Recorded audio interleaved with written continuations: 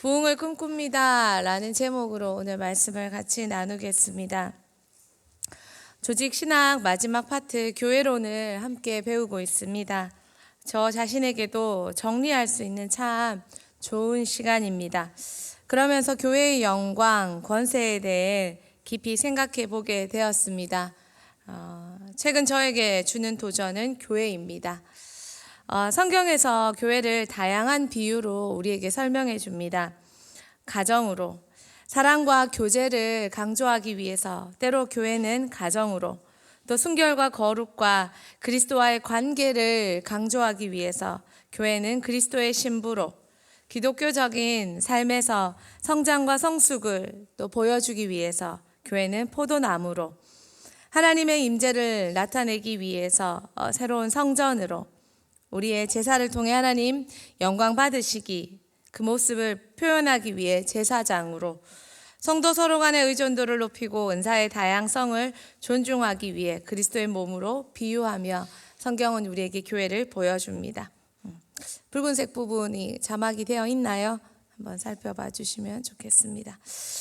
김관성 목사님은 교회 개척이 참 어려운 시대에 혼자 스스로 교회에 대한 열정과 지성으로 넘쳐나서 혼자 빈 A4 용지 5장 이상 10장까지 가득 채울 수 있는 교회에 대한 열정과 지성이 넘치는 그때 개척하라는 말을 권면을 합니다.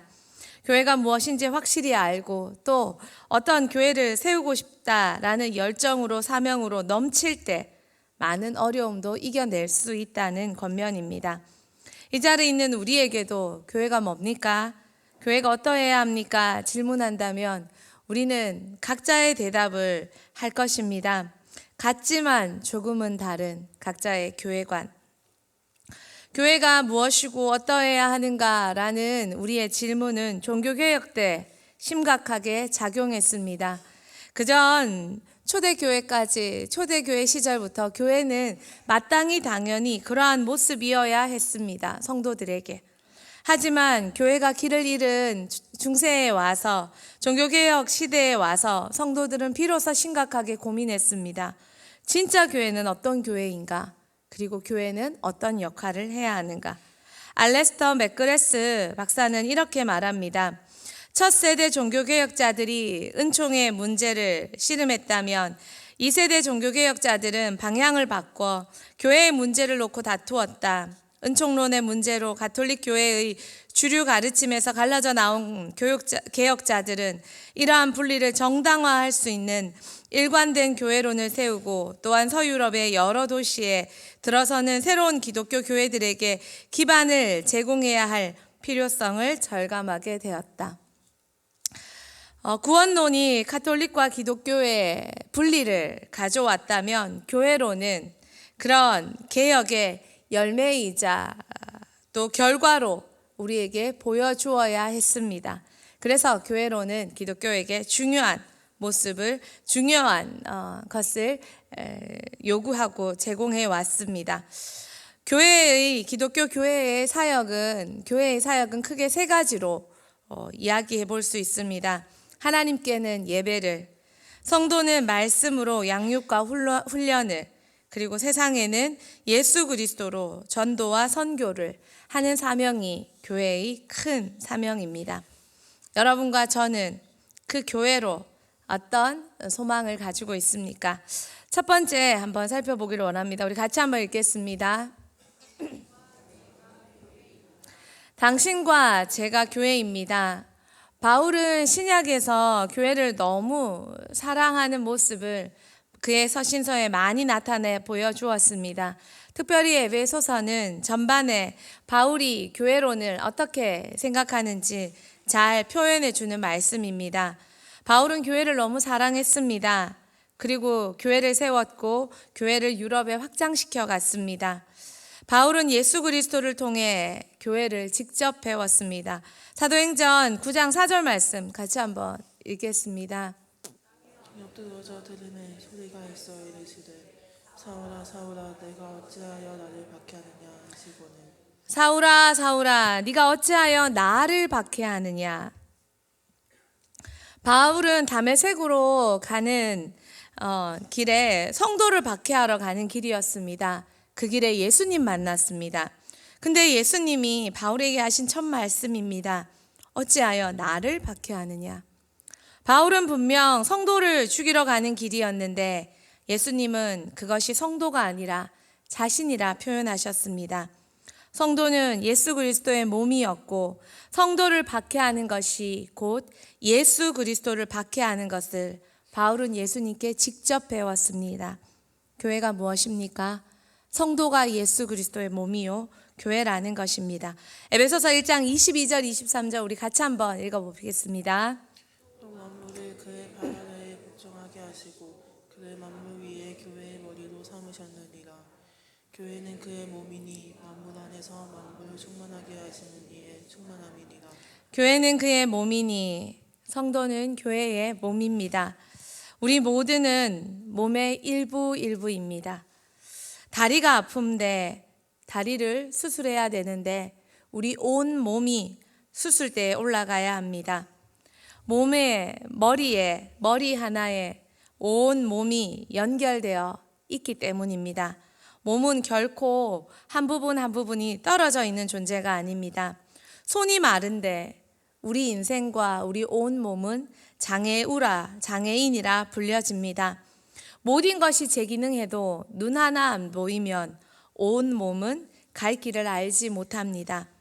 대흥교회를 사랑한다면 우리 온 몸을 모든 지체를 몸으로 받아들여야 합니다.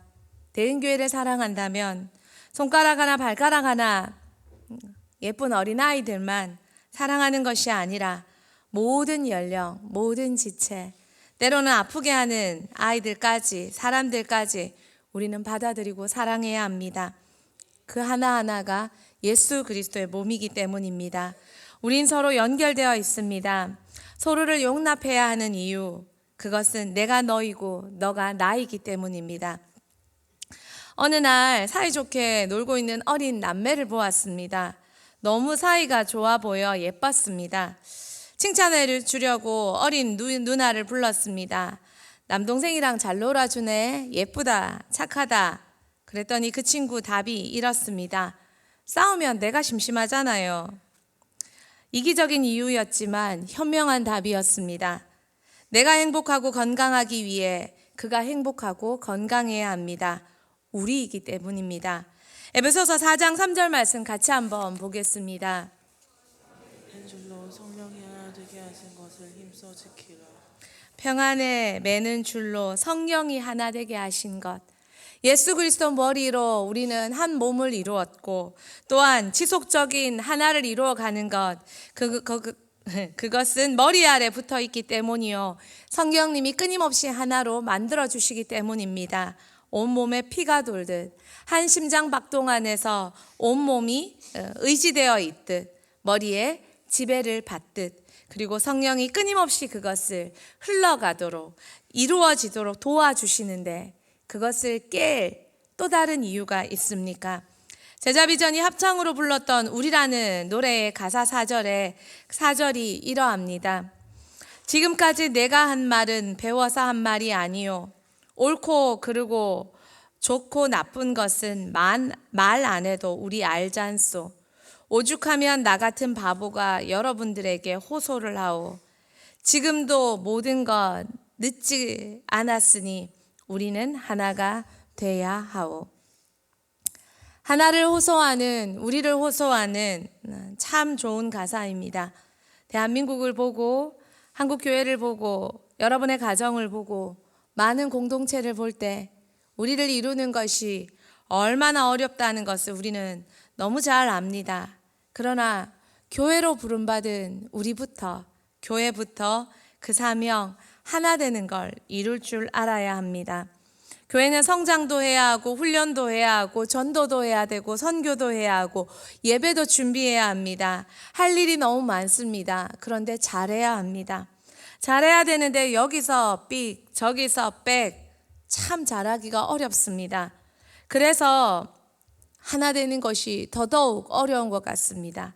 누구 때문에, 자 때문에, 야 때문에 목적을 이루지 못하는 것 같습니다. 그런데 더 깊이 묵상해 보면 하나 되는 것이 예배이고 하나 되는 것이 성장이고 하나 되는 것이 최고의 전도이자 선교입니다. 하나님은 교회가 하나 될 때 그 모습을 예배로 받으시고 영광 받으시기 때문입니다. 교회가 하나 되어 사랑할 때 세상 사람들은 그 모습을 보고 교회로 오게 됩니다. 그리고 믿는 자의 숫자가 늘어납니다. 초대교회처럼 말입니다. 우리가 사랑할 때 세상은 우리가 비로소 예수 그리스도의 제자인 줄 안다고 말씀은 말합니다. 사랑하는 것이 제자로서의 최고 큰 성장이기 때문입니다. 하나를 이룰 줄 아는 것, 하나 되게 만들어주는 삶, 화목해 하는 직분. 고린도후서 5장 18절 말씀 같이 한번 읽겠습니다. 모든 것이 하나님께로서 났으며 그가 그리스도로 말미암아 우리와 자기를 화목하게 하시고 또 우리에게 화목하게 하는 직분을 주셨으니 우리에게 예수님 닮은 화목해 하는 직분을 주셨습니다. 그 어떤 직분보다 집사, 장로, 권사 이런 교회의 조직적 직분보다 더 중요한 예수님이 주신 사명적 직분, 그것은 화목해 하는 데 있다는 것입니다. 로마서 12장 18절 말씀 같이 읽겠습니다. 거든 너희로서는 모든 사람과 더불어 화목하라. 할 수 있거든 모든 사람과. 이것이 너와 나 다른 우리가 예수님 때문에 교회를 이루고 교회를 세워가는 길이고 방법입니다. 교회입니다. 교회입니다. 세상이 할 수 없는 것을 보여주는 교회입니다. 예배해야 되고 전도해야 선교해야 되고 성도를 양육하고 훈련해야 하는 교회입니다. 교회이기에 하나됨을 이룰 수 있는 저와 여러분 되길 소망합니다. 두 번째입니다. 우리 같이 한번 읽겠습니다. 우리는 부흥을 꿈꿉니다. 19세기 미국의 부흥을 이루었던 찰스 피니가 이런 말을 했습니다. 같이 한번 읽어주시겠습니다. 당신이 왜 부흥을 체험하지 못하는 줄 아는가? 그것은 오직 하나의 이유, 즉 당신이 부흥을 원하지 않았기 때문이다.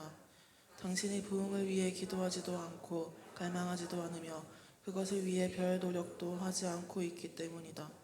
찰스 피니는 부흥하지 못하는 교회, 그것을 더 많이 갈망하지 못하는 성도들을 안타까워하며 이런 말을 했습니다. 교회가 예수 안에서 하나 되고 하나 되어 예배하고 하나 되어 전도하고 선교하고 그렇게 나아갈 때 교회의 부흥은 저절로 오게 됩니다. 또 성도들은 부흥을 꿈꾸게 됩니다. 교회는 부흥해야 합니다. 아멘이십니까? 이 땅에 하나님 나라를 이루어가야 하기 때문입니다.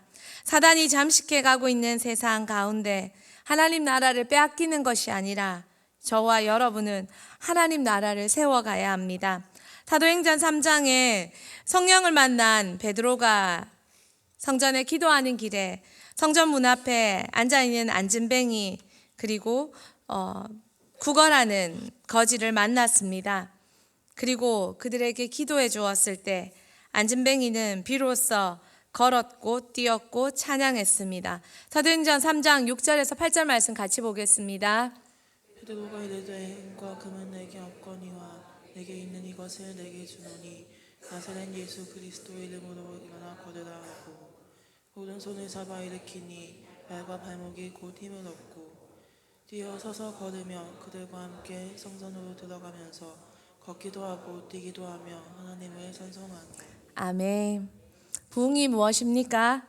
성전 앞 안진뱅이 거지, 살았으나 걷지 못하고 살았으나 구걸해야 하는 일평생 묶인 자 매인 자, 그리고 살았으나 산 것 같지 않은 그 슬픈 인생, 그 인생이 예수 이름으로 걷고 뛰고 찬양하는 정말 자유로운 그 예배자가 되는 것, 그런 자가 예수 이름으로 찬양하는 사람이 되고 그런 자들이 모여 그 찬양하는 사람들이 큰 거대한 교회를 형성하는 것, 그 교회가 주를 위해 큰 일을 하는 것, 이것이 주를 위해 주가 맡기신 큰 사명을 감당하는 것, 이것이 교회요, 교회의 부흥입니다. 교회의 권세, 교회의 사명, 교회의 능력, 교회의 영광, 이것이 다시 한번 우리에게 찾아와야 되지 않을까요? 아멘. 네. 초대교회는 10년마다 40%, 50%씩 증가했습니다. 교회는 부족합니다. 그렇지만 하나님은 교회를 기획하셨습니다. 교회의 머리가 예수 그리스도가 되고 성도가 이렇게 온몸으로 연결되어 있는 이 멋진 교회의 기획, 이거 하나님 하신 작품입니다. 교회의 머리를 예수로 삼으시고 당신의 사명을 예수 그리스도는 교회에 맡기셨습니다. 가톨릭은 이 땅의 교회가 완성된 온전한 교회라 주장합니다. 그러나 그들은 그들 스스로가 얼마나 온전하지 못했는지 많은 부패와 비리를 통해 보여주었습니다. 그러나 교회는 정직하게 인정합니다. 이 땅의 교회는 완성된 온전한 교회가 아니라 완성과 온전을 향해 나아가는 교회라고 말입니다. 과정입니다. 아직 부족합니다. 모자랍니다. 하지만 우리는 완성을 향해, 완성된 예수 그리스도, 다시 오실 예수 그리스도를 향해 함께 걸어가고 있습니다. 저와 여러분은 여전히 부족합니다. 부족한 것 투성입니다. 그것을 말하려면 끝도 없습니다. 돌아보면 한숨과 아쉬움밖에 없습니다. 하지만 완성으로 부르시고 완성의 모델이 되어주시는 예수 그리스도를 바라보며 완성할 수 있다라고 응원하시는 그분의 외침을 믿으며 걸어갈 때 우리는 부족하지만 완성을 향해 나아갈 수 있는 아름다운 교회를 이룰 수 있습니다. 몸은 부족합니다. 하지만 영광의 근원 되신 예수 그리스도와 성령은 부족하지 않기 때문에 그분들 바라보며 오늘도 걸어가는 것입니다. 대흥교회가 교회의 영광이 더욱 도래하기 위해, 교회의 영광이 더욱 임하기 위해 저와 여러분이 해야 할 일은 무엇입니까? 여러분과 저는 모두 질문하면 교회 사랑한다고 말할 것입니다. 그런데 어떻게 사랑하는 것이 옳습니까? 맞습니까? 초대교회 그리고 부흥회 때 하나님이 되찾아 주신 교회의 영광을 우리도 얻을 수 있기를 소망해 봅니다. 그 마음으로 예수 안에서, 예수 아래에서 하나 되어 예수님이 맡기신 사명을 나부터 성장하고 성숙하고 나부터 하나 될 줄 알고 나의 방법과 나의 지혜, 나의 것이 아니라 오직 예수 그리스도의 명령에 의지하여 성령님의 도우심에 힘입어 그렇게 연합하고 나아가서 하나님이 우리에게 주시는 부흥을 이루어낼 때 우리는 세상이 감당치 못하는 큰 일도 할 수 있는 그 교회가 될 수 있다는 것입니다. 마지막으로 마태복음 16장 16절에서 19절 말씀 우리 같이 한번 읽도록 하겠습니다.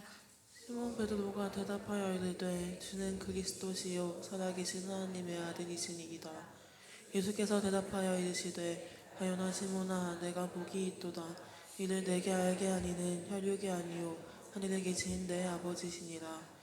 또 내가 내게 이르노니 너는 베드로라. 내가 이 반석 위에 내 교회를 세우리니 흠부의 권세가 이기지 못하리라. 내가 천군 열쇠를 내게 주리니 내가 땅에서 무엇이든지 매면 하늘에서도 매일 것이요 내가 땅에서 무엇이든지 풀면 하늘에서도 풀리리라 하시고. 아멘. 음부의 권세에 고통당하는 많은 사람들이 갈 곳이 없어 이 병원 저 병원, 이 사회단체 저 사회복지센터 전전긍긍합니다. 그들에게 쉼과 치유와 회복과 부흥을 명할 수 있는 대흥교회 되길 축복합니다. 같이 기도하겠습니다. 많은 일꾼이 필요합니다. 많은 사람이 필요합니다. 그러나 모두가 되고 싶지만 자기 방법을 고사하기 때문에 정말 어렵습니다. 하나님, 우리가 먼저 성경이 말하는 교회가 되게 하여 주시고 그 교회를 이루어서 함께 이 사명 감당할 수 있는 대흥교회로 모이는 우리 모두가 되게 하여 주시옵소서. 오늘 특별히 교회를 위해서 더 많이 기도해 주시고 저와 여러분이 그 교회 될 수 있도록 소원하며 함께 기도했으면 좋겠습니다. 아울러서 연약한 지체들과 또 오늘 있을 결혼식과 또 하나님께서 대흥교회 곳곳에 은총을 부어주셔야 할 사람들에게 하나님께서 치유와 회복의 은총을 부어주셔서 우리 대흥교회가 마지막 때 부흥하는 교회, 사명 감당하는 교회, 승리하는 교회 되게 하여 주시옵소서. 우리 축복하며 같이 기도하겠습니다.